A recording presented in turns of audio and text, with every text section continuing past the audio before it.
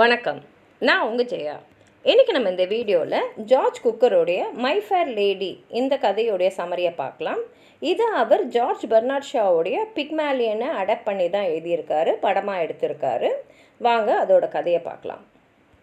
இந்த படம் 1964 ரிலீஸ் ஆச்சு. இதில் மெயின் கேரக்டர்ஸில் ரெக்ஸ் ஹாரிசனும் ஆட்ரி ஹெப்பனும் நடிச்சிருக்காங்க. இந்த படத்துக்கு 8 அகாடமி அவார்ட்ஸ் கிடச்சிது. அதுவும் பெஸ்ட் பிக்சர் அவார்டும் இந்த படத்துக்கு கிடச்சிருக்கு. இந்த படத்தோட கதையை பார்த்தீங்கன்னா லண்டனில் 1912 நடக்கிற மாதிரி இருக்குது. கதையோடைய ஆரம்பத்திலே பார்த்தீங்கன்னா ஹென்ரி ஹிகின்ஸ்ன்ற ஒருத்தர், அவர் ஒரு ஃபோனட்டிக்ஸ் எக்ஸ்பர்ட். ஃபோனட்டிக்ஸ்னால் நம்ம ஸ்பீச் நம்ம பேசுகிறோம் இல்லையா, அப்போ அந்த ப்ரொனன்சியேஷன்லாம் இருக்கு இல்லையா, அதோடைய எக்ஸ்பர்ட் அவர்.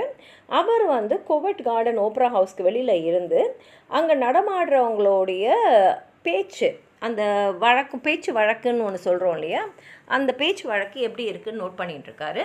முக்கியமாக பார்த்தீங்கன்னா அங்கே ஒரு பொண்ணு பூ விற்றுன்ட்ருக்கான். அந்த பொண்ணு பூ விற்கிறாளே, அவளோட பேர் எலிசா டூலிட்டில். அவங்க இப்போ ரொம்ப லோக்கலாக இருக்கக்கூடிய, அப்போ அது ஆங்கிலத்திலே லோக்கலாக இருக்கும் இல்லையா, அந்த மாதிரி ஒரு மொழியில் தான் அதாவது ஆங்கிலம் தான் பேசுகிறா, ஆனால் அந்த மாதிரி தான் அவளோட ஸ்லாங் இருக்குது. அதை அவர் நோட் பண்ணிக்கிட்டே இருக்கார். அப்போது அவர் கூட லாங்குவேஜ் எக்ஸ்பர்ட்டான கர்னல் ஹியூக் பிக்கரிங்கும் இருக்கார். அவர்கிட்ட ஹிகின்ஸ் சொல்கிறாரு, எனக்கு மட்டும் கொஞ்சம் டைம் கொடுத்தா போதும். இப்போ இந்த மாதிரி பேசின்னு இருக்கா இல்லையா, அவளை ஆங்கிலத்தில் அழகாக பேசி எப்படின்னா ஒரு ராஜ பரம்பரையிலேருந்து வந்தா அப்படின்னு சொல்கிற அளவுக்கு நான் அவளை பேச வைப்பேன், என்னால் முடியும், எனக்கு எப்படி ட்ரைனிங் கொடுக்கணும்னு தெரியும் அப்படின்லாம் பேசின்னு இருப்பார்.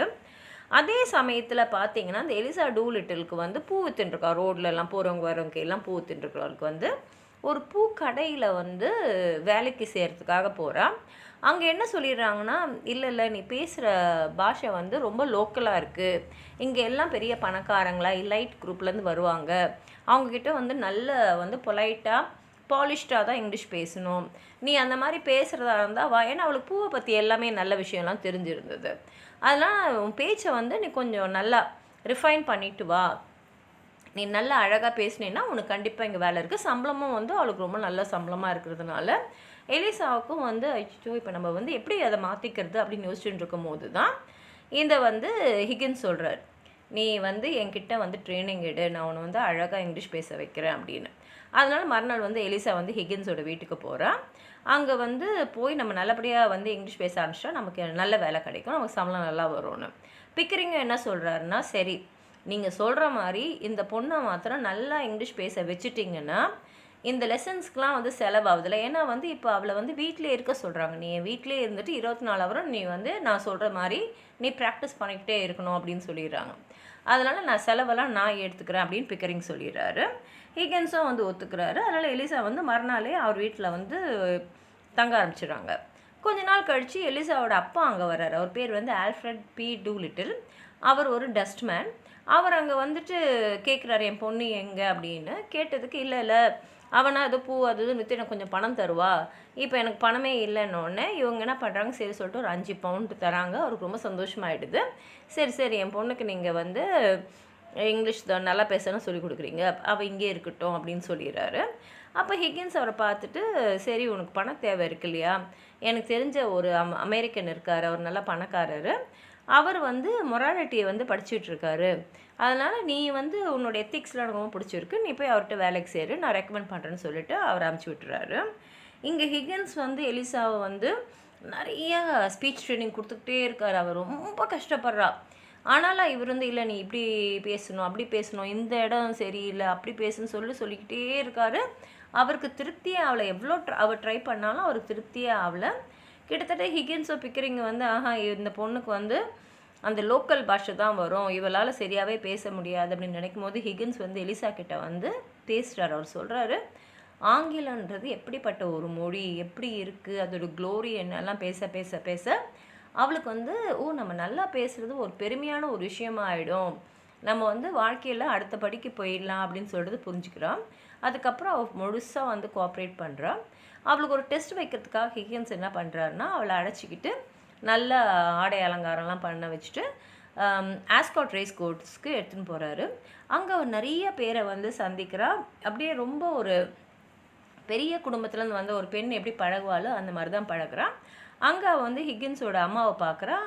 அவங்களும் அங்கே வந்திருக்காங்க. அதுக்கப்புறம் ஒரு இளைஞரையும் பார்க்குறா. அவர் பேர் வந்து ஃப்ரெடி என்ஸ்வர்ட் ஹில்லு. அவங்க எல்லாருக்குமே இவளை ரொம்ப பிடிச்சிடுது. ஏன்னா வந்து அவ்வளோ அழகாக அவள் இங்கிலீஷ் பேசுகிறா. ஆனால் இன்னும் கிராமர் கொஞ்சம் அங்கே இங்கே இடிக்குது.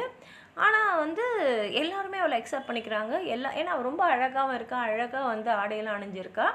ரொம்ப பாலிஷ்டாக பேசுகிறா. எல்லாருக்குமே பிடிச்சிடுது. ஆனால் என்ன ஆகிடுதுன்னா, குதிரைங்களாம் ஓடுது இல்லையா, அப்போ நம்ம அதை என்கரேஜ் பண்ணுவோம் இல்லையா, நம்ம எந்த குதிரையில் வந்து வின் பண்ணோன்னு நினைக்கிறோமோ, அப்போ அவளுடைய பழைய பாஷை அவளுக்கு வந்துடுது. சரின்னு சொல்லிட்டு அப்போ வந்து இவர் புரிஞ்சுக்கிறார், இவளுக்கு இன்னும் கொஞ்சம் ட்ரைனிங் பண்ணணும்னு சொல்லிட்டு இன்னும் கொஞ்சம் ட்ரைனிங் எல்லாம் ஏன்னா தன்னை மறந்துட்டு அவள் அந்த பாஷைக்கு போகிறது சரியில்லை. அவள் முழுசாகவே இப்படி தான் இருக்கணும். பேசினாலே அவள் வந்து ஒரு எலைட் குரூப் மாதிரி தான் பேசணும் அப்படின்னு சொல்லிட்டு நல்ல ட்ரைனிங் கொடுக்குறாரு. அதுக்கப்புறம் ஃபைனல் டெஸ்ட் சொல்லிவிட்டு அவர் ஒரு எம்பசி பாலுக்கு அவளை அழைச்சின்னு போகிறாரு. அங்கே ஜோல்டன் கார்பத்தின்னு ஒருத்தர் வந்து வராரு. அவர் வந்து ஹங்கேரியன் ஃபோனடிக்ஸ் எக்ஸ்பர்ட்டு. அவர் வந்து எலிசாவோட பேசிட்டு அதுக்கப்புறம் அவர் சொல்லிடுறாரு, இவ கண்டிப்பாக வந்து ஒரு ராயல் ஃபேமிலி, நோபல் பர்த், பெரிய குடும்பத்தில் பிறந்த ஒரு பொண்ணாக தான் இருக்கணும், ஒரு ஹங்கேரியனாக இருக்கணும் அப்படின்னு சொல்லிடுறாரு. ஏன்னா அந்த அளவுக்கு அவளுடைய பேச்சு, அவளுடைய பழக்க வழக்கம், அந்த நளினம் எல்லாமே இருக்குது. எலிசா வந்து பயங்கர சக்ஸஸ் ஆகிடுறா. இதை பார்த்தோன்னே ஹிக்கின்ஸ்க்கும் பெக்கரிங்க்கும் ரொம்ப சந்தோஷமாகிடுது. ஏன்னா வந்து அவங்க எடுத்த முயற்சி வந்து சக்ஸஸ் ஆகிடுச்சு, நம்ம போட்ட எஃபர்ட்ஸ் எல்லாம் வந்து நம்ம பலனை கொடுத்துச்சுன்னு சொல்லிட்டு அவங்க 2 பேரும் ஒருத்தருக்கு ஒருத்தர் வந்து கங்க்ராச்சுலேட் பண்ணிக்கிறாங்க. ஆனால் ஒன்றை மறந்துடுறாங்க. இதில் எலிசா வந்து எவ்வளோ கஷ்டப்பட்டா, அதை எவ்வளோ வந்து அவள் ப்ராக்டிஸ் பண்ணால், அவளுடைய இன்புட்டும் அதில் என்ன இருக்குது. ஏன்னா இவங்க 2 பேரும் செஞ்சாங்க, அது இல்லைன்னு இல்லை. ஆனால் வந்து எலிசாவை தான் அவங்க செய்ய வச்சாங்க. அவங்க செஞ்சதுக்கு எல்லாம் ஈடு கொடுத்து அவள் வந்து தன்னையே அதில் வந்து ஃபுல்லாக அர்ப்பணித்து செஞ்சதை அவங்க முழுசாக மறந்துட்டாங்க.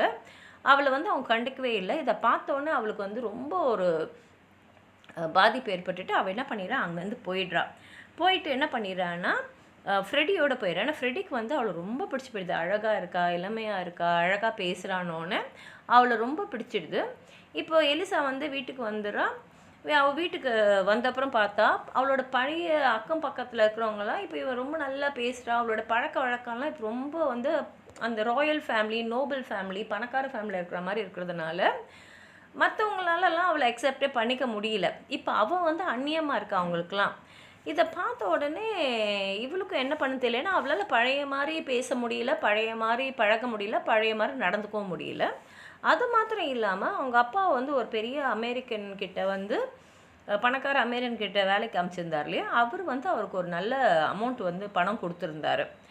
இப்போ வந்து அவருக்கு வந்து நிறைய பணம் கையில் வந்த உடனே அவர் கொஞ்ச நாளாகவே அவங்க அம்மா வந்து இறந்துருந்தாங்க, இன்னொரு பொண்ணோட பழகிட்டு இருந்தார்.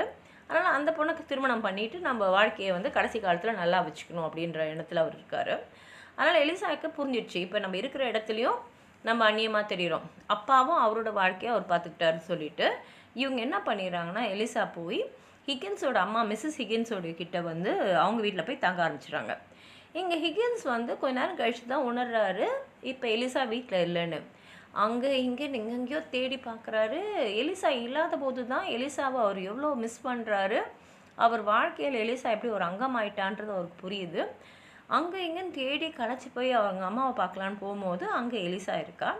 அவளை பார்த்தோன்னே அவருக்கு ரொம்ப சந்தோஷமாயிடுது. எலிசாவா வீட்டுக்கு போகலாம், நம்ம வீட்டுக்கு போகலான்னு போது எலிசா சொல்லிடுறா, இல்லை நான் வர முடியாது, நான் வந்து ஃப்ரெடியை திருமணம் பண்ணிக்க போகிறேன், கார்பத்திக்கிட்ட வேலை செய்ய போகிறேன் அப்படின்னு சொல்லிடுறான்.